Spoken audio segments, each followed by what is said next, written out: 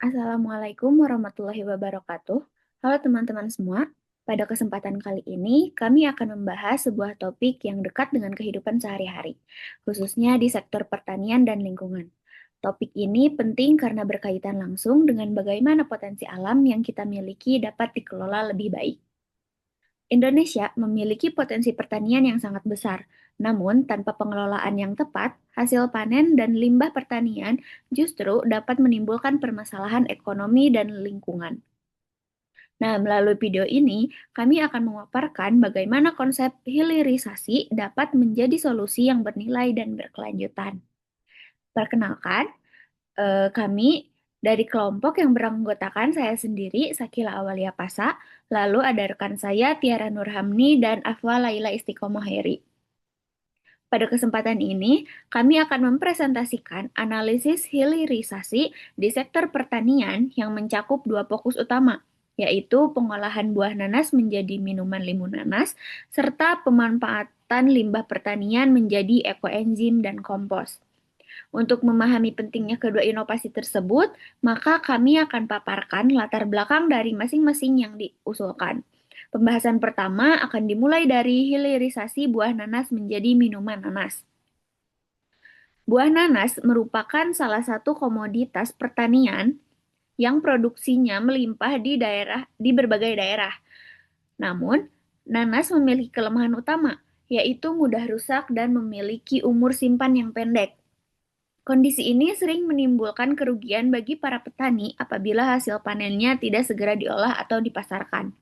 Oleh karena itu, diperlukan proses hilirisasi, yaitu mengolah buah nanas menjadi produk olahan yang memiliki daya simpan lebih lama dan nilai tambah ekonomi.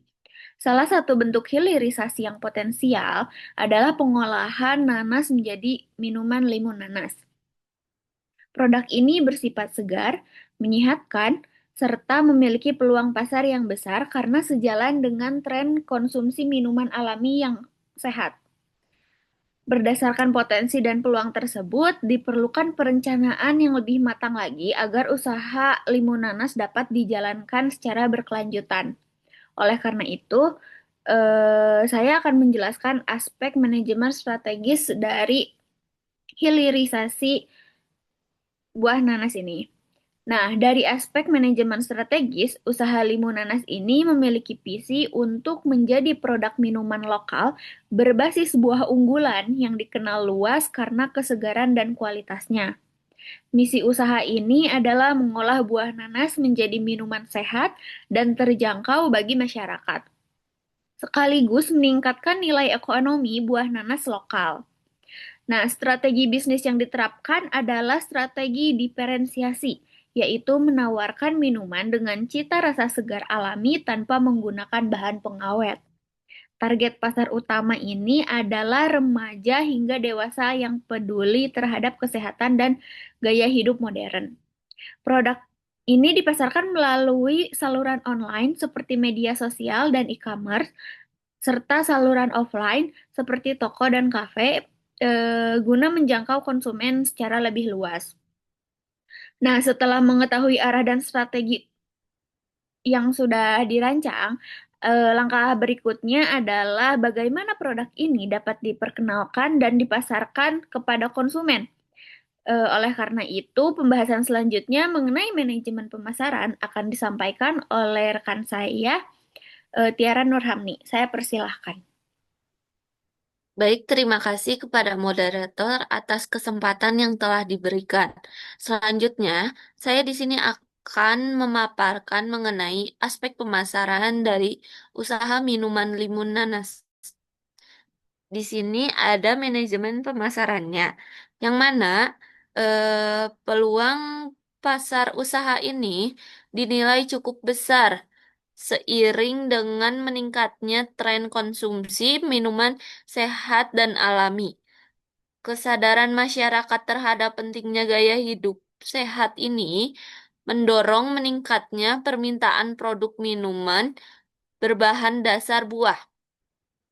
Strategi pemasaran yang diterapkan meliputi penetapan harga yang terjangkau agar dapat menjangkau berbagai kalangan konsumen, Selain itu juga, produk ini dikemas dengan desain yang menarik dan ramah lingkungan untuk meningkatkan daya tarik pasar. Kegiatan ini juga promosinya difokuskan kepada sosial media sebagai sarana utama. Jadi sehingga produk dapat dikenal secara luas dan juga menjangkau konsumen secara lebih efektif.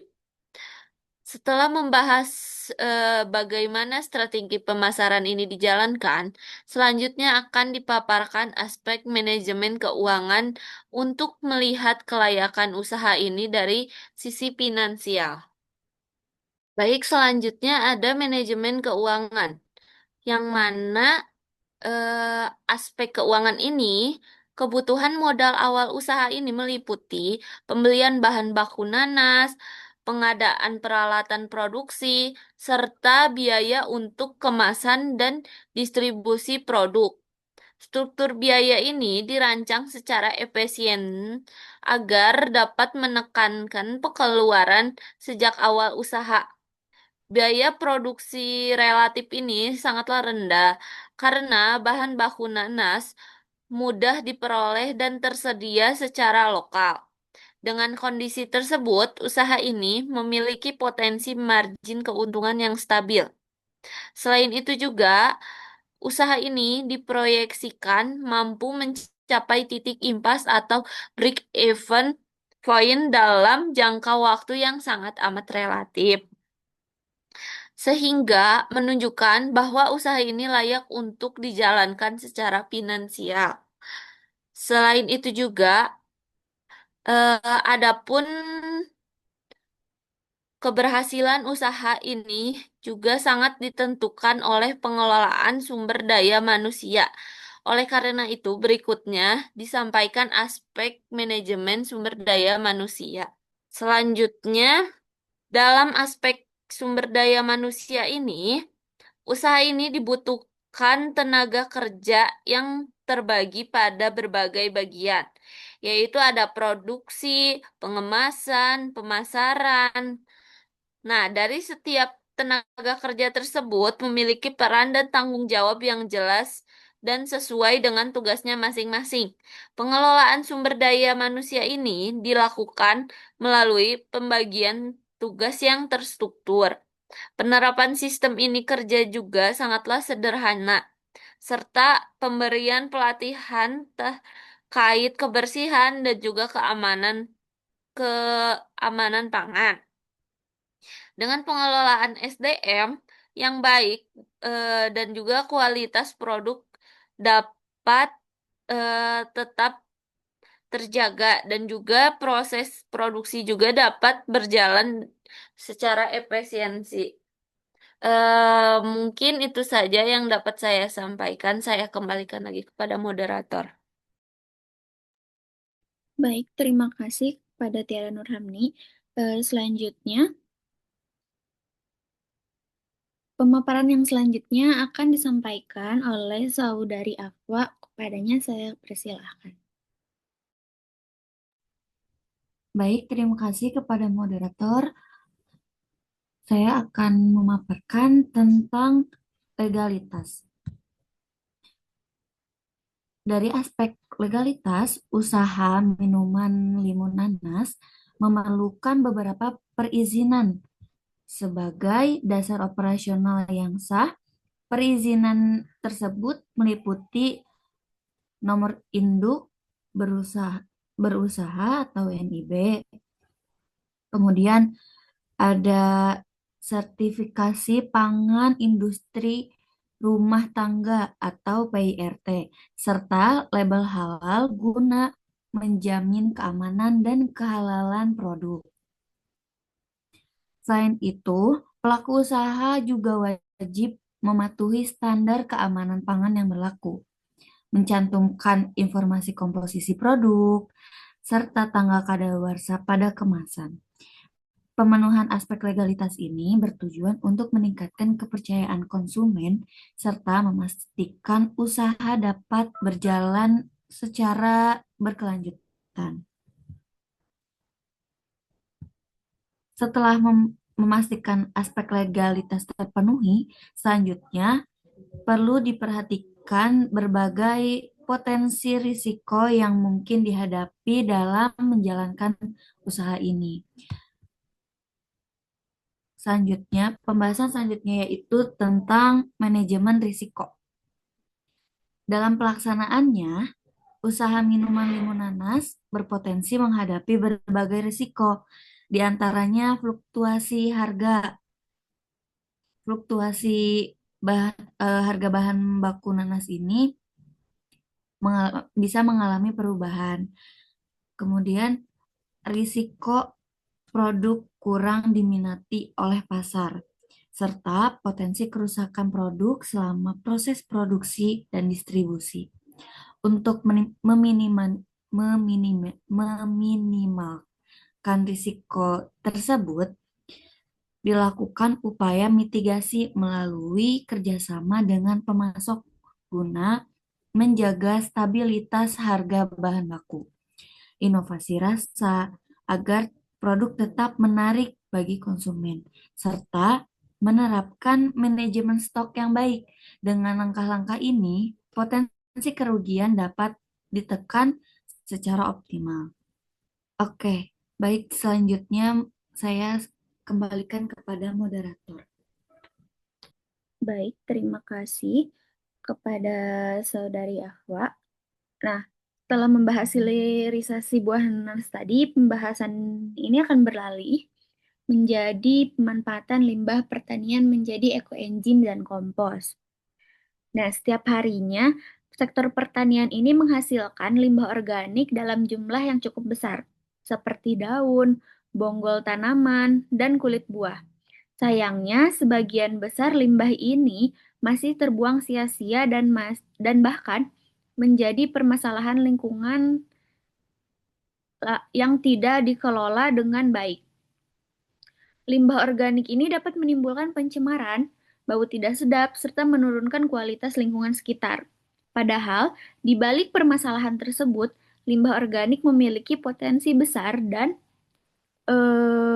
bisa diolah menjadi produk yang bernilai guna dan bernilai ekonomi, seperti ekoenzim dan kompos.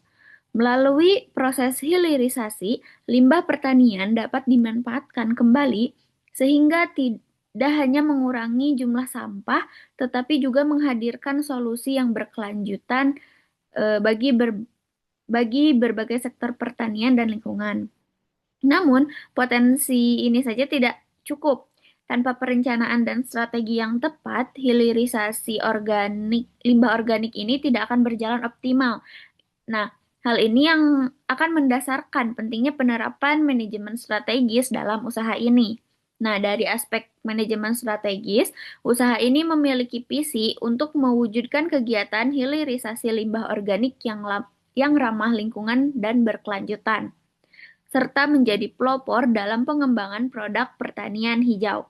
Misi usaha ini mengurangi limbah organik secara signifikan dalam mengolahnya menjadi produk ekoenzim dan kompos yang berkualitas, sehingga dapat mendukung praktik pertanian yang sehat dan berkelanjutan. Strategi yang diterapkan mengacu pada konsep ekonomi sirkular, yaitu mengolah limbah menjadi sumber daya yang bernilai dan dapat dimanfaatkan kembali. Selain itu, usaha ini menerapkan prinsip zero waste dalam setiap tahapan produksi serta melakukan edukasi kepada masyarakat mengenai pentingnya pengelolaan limbah organik dan penggunaan produk ramah lingkungan. Nah, dengan demikian, usaha ini tidak hanya berorientasi pada keuntungan ekonomi, tetapi juga pada keberlanjutan lingkungan dan pemberdayaan masyarakat. Nah, untuk melengkapi pembahasan ini, selanjutnya rekan saya, Tiara Nurhamni, akan memaparkan bagaimana manajemen pemasaran diterapkan dalam analisis ini. Kepadanya saya persilahkan. Baik, terima kasih kepada waktu yang sudah diberikan. Selanjutnya masuk dari aspek pemasaran. Target pasar usaha ini mencakup petani, komunitas lingkungan, serta rumah tangga. Petani membutuhkan pupuk alami untuk meningkatkan kesuburan dan kualitas tanah. Sedangkan komunitas lingkungan dan rumah tangga cenderung tertarik pada produk yang mendukung gaya hidup berkelanjutan. Strategi pemasaran dilakukan melalui edukasi manfaat produk, serta workshop atau seminar sederhana, serta pemanfaatan platform digital dan jaringan komunitas lokal. Penetapan ini dilakukan secara kompetitif agar produk dapat dijangkau oleh berbagai segmen pasar dan memiliki daya saing. Agar strategi pemasaran tersebut dapat berjalan secara optimal, diperlukan pengelolaan keuangan yang secara efisiensi. Selanjutnya, dari aspek keuangan, yang mana struktur biaya usaha ini tergolong efisien karena bahan baku utama berdasarkan dari limbah organik, sehingga biaya produksi ini relatif rendah. Selain itu, proses produksi ekoenzim ini juga kompos tidak memerlukan teknologi yang kompleks, sehingga investasi awal dapat ditekan dan juga biaya produksi ini sangat rendah serta permintaan pasar yang sangat relatif. Usaha ini memiliki keuntungan yang berkelanjutan dan peluang untuk membangun pasar niche yang loyal. Selanjutnya, keberhasilan pengelolaan keuangan ini ditentukan perlu didukung oleh pengelolaan sumber daya manusia yang baik. Yang mana dari aspek sumber daya manusia ini, usaha ini melibatkan tenaga kerja pada tahap pengumpulan limbah, proses produksi, hingga distribusi produk. Pengelolaan SDM ini dilakukan melalui pelatihan secara rutin untuk meningkatkan keterampilan produksi sekaligus menumbuhkan kesadaran lingkungan. Selain itu, usaha ini penerapan model kerja berbasis komunitas, sehingga tercipta kolaborasi partisipasi yang aktif masyarakat serta pemberdayaan ekonomi lokal. Demikian pemaparan yang dari saya. Selanjutnya saya kembalikan lagi kepada moderator. Baik, terima kasih kepada Tiara Nurhamni. Pemaparan selanjutnya akan dijelaskan oleh Saudari Afwa Laila.